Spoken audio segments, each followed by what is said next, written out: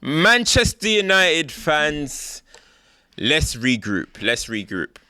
Come here, sit down, seats around me. Let's regroup. There's too much madness going on right now. So this episode, I'm going to try and bring some peace of mind and look to the future. Something positive, in a way. You know, I've been seeing this week, fan channel beef, fans getting at each other, people talking about their favourite player against their favourite player. It's been absolute carnage. Very enjoyable to watch. I can imagine neutrals are absolutely loving it. You know, they're saying that we're turning into the old school AFTV. I hope they don't hear me say that in this building though, but I'm hearing all the madness, you know, and I don't want it to carry on that way. So let's talk about the future. I think we all know that Erik ten Hag's time is limited. Let's keep it 100. I think we know that he's not probably going to be the manager of Man United by the end of the season. Was it a decision that should have been done to start the season with? I think so. I don't think he should have been in charge of the club. However, INEOS, maybe they made a bit of a howler there. You know, it's okay to question INEOS because one thing I think a lot of fans are doing right now is they're giving INEOS this kind of clean slate to do whatever they want, which is perfectly fine. However, if they make a decision wrong, we have to call it out. Now, I'm positive and I'm actually optimistic on Man United's future under INEOS. But I would say amongst the good things that they've done, getting rid of Murto, getting rid of Richard Arnold, getting rid of some of the staff and bringing in their own staff who are very highly qualified, we do have to say that there is some black marks in there. One of them being the Erik ten Hag situation. The way Manchester United kind of put him to the side, looked around for other managers, couldn't find any other manager, and then came back to him. And the thing that's come out is that Thomas Tuchel actually rejected us. So the reality of the situation, even when Ten Hag is saying, you know, the club have come to the decision that I'm the best for it, that's not true. Thomas Tuchel rejected Manchester United. So in Manchester United and INEOS's eyes, Dan Ashworth, Barada, Sir Jim, Sir Dave, Jean-Claude, all of them, they would have had Thomas Tuchel in charge this season. And for that not to get over the line and it to be so public is an L.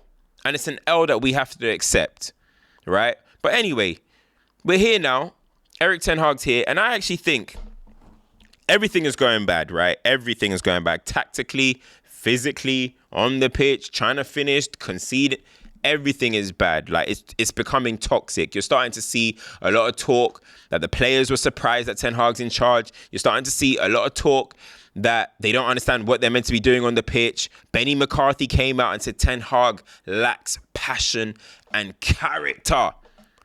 Do you know how crazy that is to say about a man? Now, that's my thing. If anybody watches my content, I'm sure you guys do, you will know I actually always rank character as my number one trait for a manager.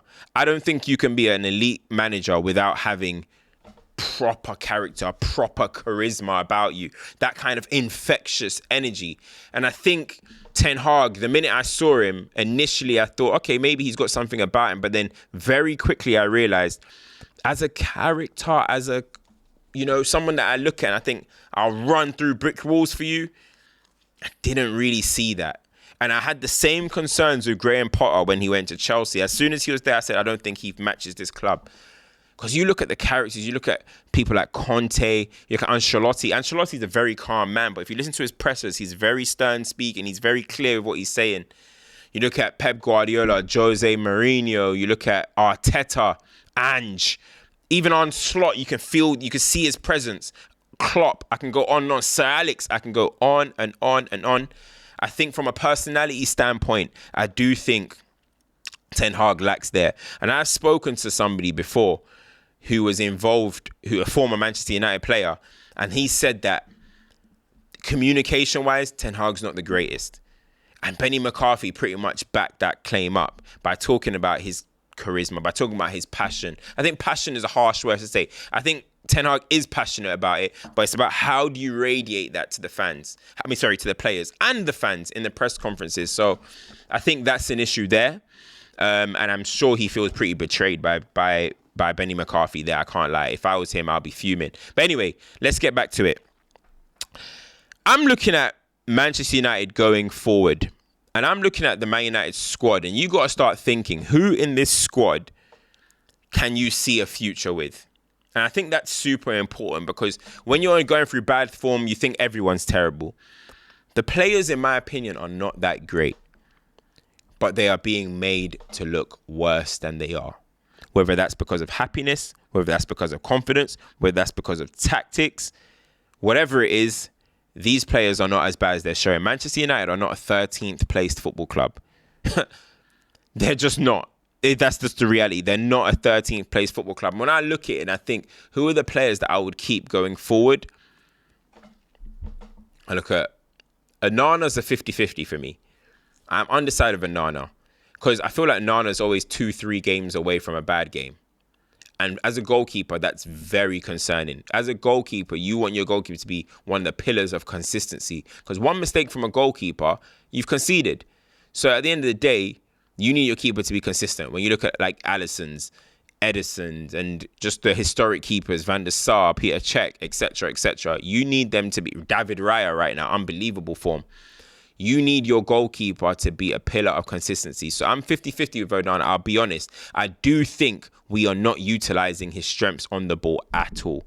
We brought this guy to be a ball-playing goalkeeper. We've seen absolute masterclasses on the ball with him at Ajax and at Inter. One of them being in the Champions League final.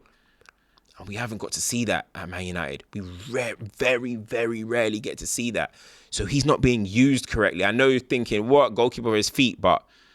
tactically, he's a massive, massive bonus when he's playing out from the back, if he's allowed to. So that's one. I'm 50-50, I'll be honest. Dalot, I'm keeping. That's somebody I think Man United needs to keep going forward. De Ligt and Yoro, I'm keeping. I think those two need to stay to go forward. De Ligt got some harsh rap by Carragher, but I was looking at it and I was thinking, I understand what Carragher's saying for the goals against Spurs, but there was about 3-4 errors before that.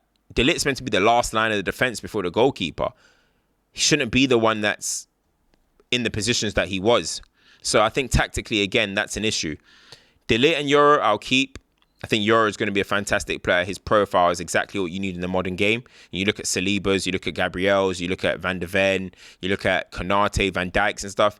You need that type of athlete. You need that type of presence. And I think Lenny Euro has that kind of profile about him. So I'm going to say Lenny Euro to stay. De Ligt, as I mentioned. Mazraoui is a squad player. I don't think Mazraoui should be playing 50 games a season. We're going to need to get a left back. So I'm going to say Mazraoui to keep. That's 5 right there, I believe. Kobbie Mainoo, no brainer. I'm keeping him going forward. Garnacho, I don't think is the most amazing player, but he's got a mentality. And I think he's a good squad player as well. I think he can make impact off the bench. I wouldn't mind him starting a few games. I don't think he's the most talented. I don't think he's the most gifted. However, I do think he's got a knack for goals. I do think he knows how to score goals. So I would be keeping him. That's Kobbie. That's Kobbie. That's Garnacho. I would keep Højlund because I want to see him in a different setup. He did score 16 goals last season. He does have a terrible touch. He does have his link-up play does need to improve. He does need to have better movement, but he's young and I want to see what we can do with him. Joshua Zirkzee, I would keep. I think he's getting harsh rap as well. I think his touches have been good. I think his link-up has been good. He does need to finish. However, he is one of them players that I look at as team players. Do you make a football team better when they're on the ball? I think he's one of them. So I would be keeping Joshua Zirkzee. And lastly, Amad Diallo. I would keep Amad Diallo. I think he's another one like Joshua Zirkzee. Can he score more goals? Yes. But does he make your team... is he a glue? Do you guys have technical security when these guys are on the pitch? I think so. So I would go with Amad. I would keep Joshua Zirkzee. Now, I know there's some big names that I've missed out. And I'm going to address the 3 biggest names that I've obviously missed out. Lisandro Martinez,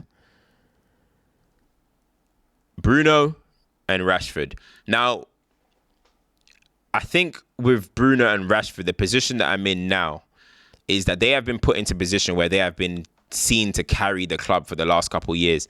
But I do think it's getting stale now with both of them. Rashford is very inconsistent as he's been his whole career. And I think just in general, his body, not even his body language, I genuinely think he's feeling the burden of Manchester United now. I don't think he's happy on the pitch for Man United. Now, I'm not going to speak about confidence. Oh, he needs a smile on his face, blah, blah, blah. I just genuinely just don't think he's happy at the club. I just don't.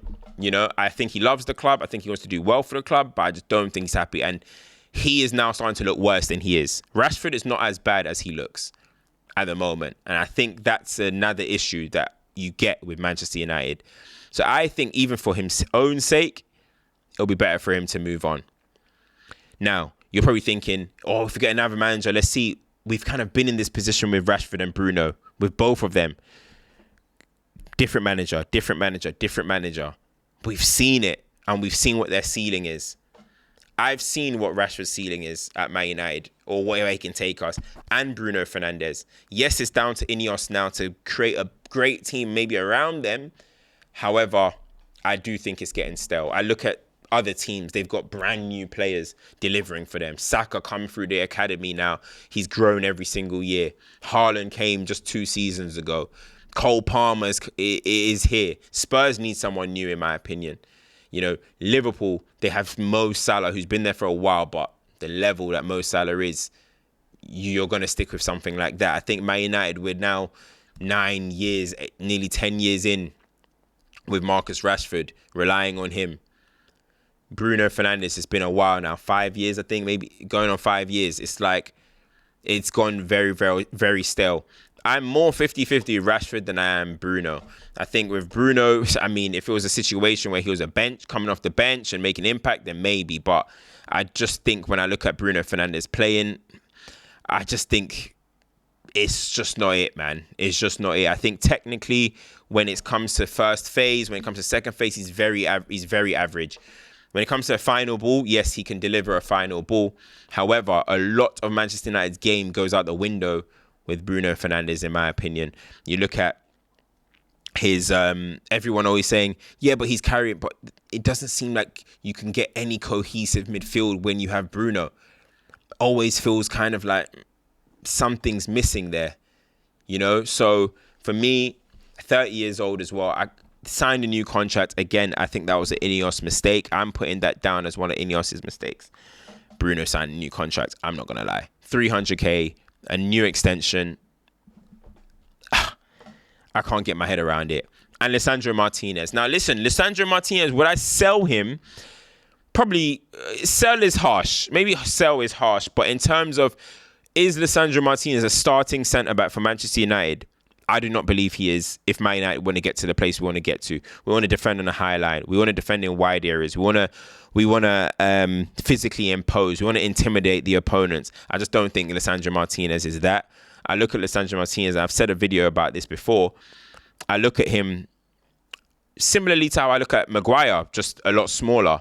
Better on the ball in terms of passing. He doesn't have the drive that Maguire has, but better on the ball in terms of passing. But I think he has the same deficiencies as Maguire. I think both are good in their box. Both can defend low blocks. But when you start to come higher, both struggle. Maguire gets a lot of bad rep for it, but Lisandro as well. Lisandro has missed 46 games in the last 2 years. That's actually more than Varane missed. And Varane was seen as an injury-prone player. Varane missed 42. Lisandro missed 46 as well. So for me, I need United to level up physically, level up athletically. And I think when you have a centre-half like that who's our defensive leader, I just don't see it. So if it was a bench option, great. But as a starter going forward, just not for me. So listen, guys, there is some players that can be worked with. Perception is everything. Some people look a lot worse due to coaching. 1 second you're saying this person's rubbish. Next second you're saying that person is great or has a future. So I'm trying to give you guys a positive spin. There is some players that Manchester United can keep going forward, add some pieces, add a coach, and all of a sudden the team, you're looking at the team much better than you are now. Let me tell you how quickly perception changes. Ben White was seen as the best right back in the league last season by Arsenal fans or by people, mainly Arsenal fans. Timber's now playing there, and people don't want Ben White back in the 11. That's how quickly the game can change. That is how quickly the game can change. So Man United need to be in that position where, okay, if you have a player out, another player can come in, and it's no, you don't really skip a beat. However, I do think perception is everything. Now, I do think there's a lot of average, but I do think there is some workable pieces in the Man United team. Let's not act like the whole Liverpool team is world class. Let's not act like the whole Arsenal team is world class. The whole Chelsea team is whoever. There's always going to be some pieces, but there's always going to be guys that raise your ceiling. I think Man United right now, we're focusing on raising the floor, but the ceiling is very limited. You've got to start getting people that are going to take you up to the next level, you know? So anyway, guys, that's just my thoughts. Trying to give you guys some positivity. I don't think Ten Hag is going to be in charge for too long. We'll see what happens in the upcoming 2 games. We got Villa coming up. That's going to be hell. But can we get through that? Let's see, man. But guys, it's CultureCams, of course. Make sure you like, share, subscribe, turn the notifications on. Because, of course, as you can see, consistency is coming. I'm out.